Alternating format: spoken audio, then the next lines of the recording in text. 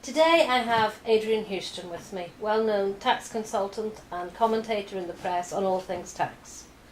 So today, Adrian, I'd like to ask you a few questions about Tony Blair. These companies that he has, which there seem to be a lot of them, they pay very little tax, and that's been in the news quite a lot. What do you think the fuss is all about?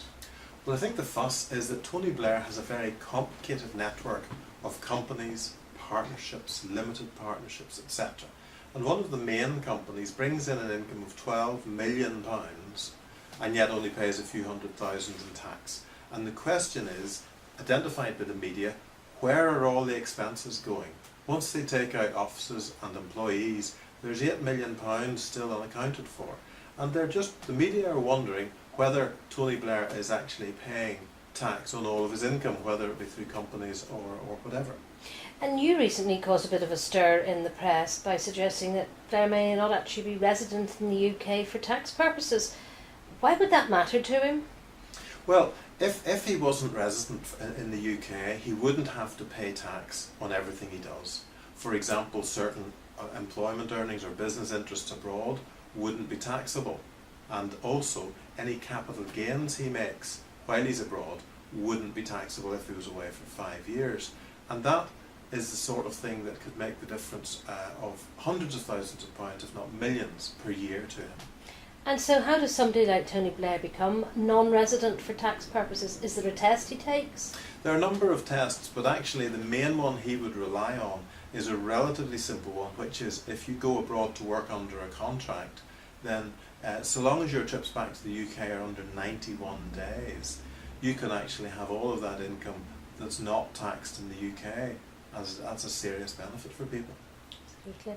Now, his spokesman has told the media he paid tax on all his worldwide income. So what do you think that means? Yes, it's an intriguing expression that. I think that the capital gains issue is significant because they're saying he pays tax on his worldwide income. I would wonder, does he pay tax on his worldwide gains?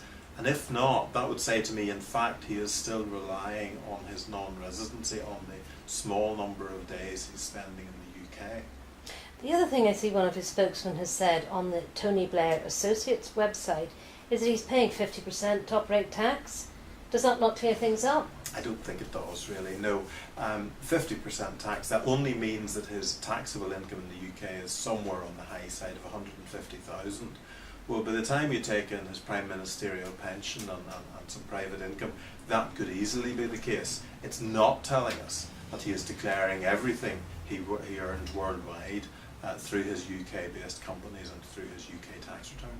Okay, so how could he be paying UK tax, 50% or whatever, and yet still be non-resident, as you suspect? Well, as I say, a lot depends around the fact that he's paying tax on his UK-sourced income.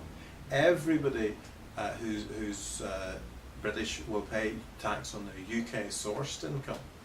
But if they are non-resident, if they're living in Spain or the Middle East or whatever, they won't pay tax on what they earn overseas.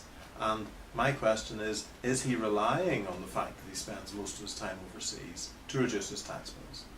So is this non-residency and all the benefits just something for the super rich like Blair, or is it something normal people can make use of?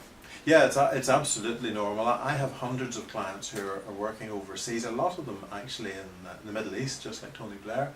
And because they are only back in the UK under 91 days a year, and because they're working abroad under contracts, they can pay no UK tax on that overseas income. So that's a big advantage for them, just as it could be if that's the situation for Tony.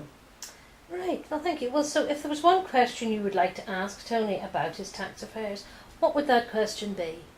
It would be, Tony Blair, have you been tax resident in the UK each year since you left Downing Street? Thank you.